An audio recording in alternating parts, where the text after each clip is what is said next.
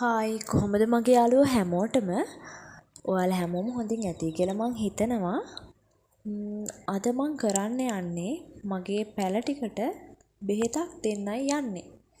මොකද මේ වැහි දෙයියෝ කෝප වෙලා නිසා මගේ පැල ටිකටත් වාසි වගේම අවාසිත් සිද්ධ වෙලා. ඔයාලට පේනවා ඇතිනේ කොළවලට වෙලා තියෙන දේ. වැස්ස නිසා දෙලීර ආසාදනය වෙලා තියෙන්නේ.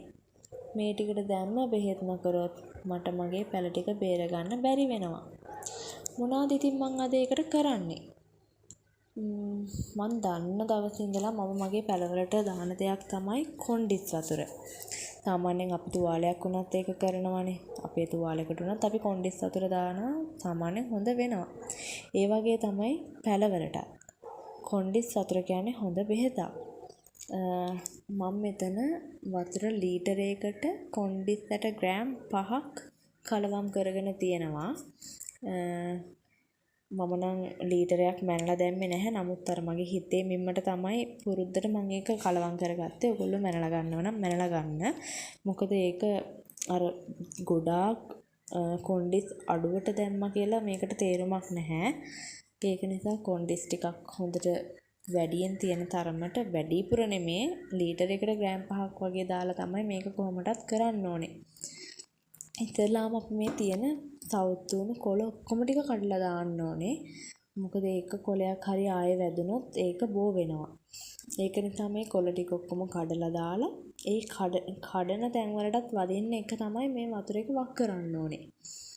සාමාන්‍යයෙන් මගේ ඇන්තෝරියම් පැලයක් හිටවද්දි උනත් මගේ මීඩියා එක හොඳට සෝදලා ඉවර වෙලා ඊට පස්සේ අන්තිම වතාවට කොණ්ඩිස් වතුරෙනුත් මං වැලි එතකොට පොල් එලි කෑලි ඔක්කොම සෝදනවා.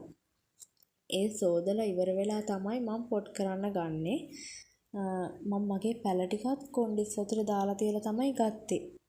මොකද එතකොට මොනවා හරි දෙලීරා නම්මනම් තියෙනවා නම් ඒවා නැති වෙන නිසා මං ඒ දේ කොහොමදත් කරනවා. මං කරන දේවල් තමයි ඔයාලත් එක්ක බෙදාගන්නේ. මොකද බොරු කියන එක ඔයගොල්ලොත් පව් මටත් පව්. මේවා මට දාද්දි නම් වීඩියෝ කරන්න බැරි වෙයි. මොකද හොඳට කොළ උස්සලා ඒ හැම තැනටම වදින විදියට තමයි දාන්න ඕනේ. විශේෂයෙන් මීඩියා එකටත් යන්නත් එක්කම දාන්න. එතකොට ඒ වැලිවල පොල්ලි කෑලිවල දිරිලා තියෙනවා නම් ඒවත් නැති වෙලා යනවා. මම දැන් මේ පැල හිටවලා මාසෙයි දවස් 10ක් විතර වෙනවා. එතකොට මේ මාසෙයි දවස් 10ටම මං කිසිම දෙයක් මේකට දාලා නැහැ. අඩුම තරමේ පොහොරවත් දැම්මේ නැහැ ආයේ. මොකද මාස 2මාරකින් 3කින් වගේ තමයි ඔස්මෝකෝට් දාන්න ඕනේ. ඉතින් මං හිටවද්දි දාලානේ තියෙන ඔස්මෝකෝට්. ඒක නිසා වෙන මුකුත්ම බෙහෙතක්වත් පොහොරක්වත් දාලා නැහැ. මේ තමයි දාන පළවෙනිම බෙහෙත. අපි බලමු මේක දාලා සතියක් දෙකක් යද්දි මගේ වගාවේ තත්ත්වය මොකද කියලා. මං හිතනවා මේ ක්‍රමය හරියයි කියලා. හරි ගියොත් ඒකත් ඔයාලත් එක්ක ෂෙයා කරගන්නම් මං. අනිවාර්යෙන්ම කොහොමත් ඔයගොල්ලොත් මේ දේ කරලා බලන්න. මේක වරදින්නේ නැහැ. මොකද මං දන්න දා ඉඳන් කරන දෙයක් තමයි මේ කොණ්ඩිස් වතුර දාන එක. පේනව නේද ඔයගොල්ලන්ට මගේ පැලවල හොඳට මුල් අද්දලා තියෙනවා. මම මේ විදිහට බීම කප් වල මේක හිටවන්න තීරණය කරෙත් YouTube වීඩියෝ එකකින් බලලා. ඔයගොල්ලෝ try කරලා බලන්න. හරියන්නේ නැත්තේ නෑ. හරියනවා. අනිවාර්යෙන්ම කරලා බලන්න ඒක නිකන්.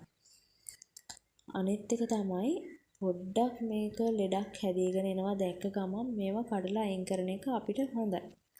එහෙනම් අදට ගිහින් එන්නම්. ආයෙ හම්බෙමු. සතුටින් පරිස්සමින් ඉන්න.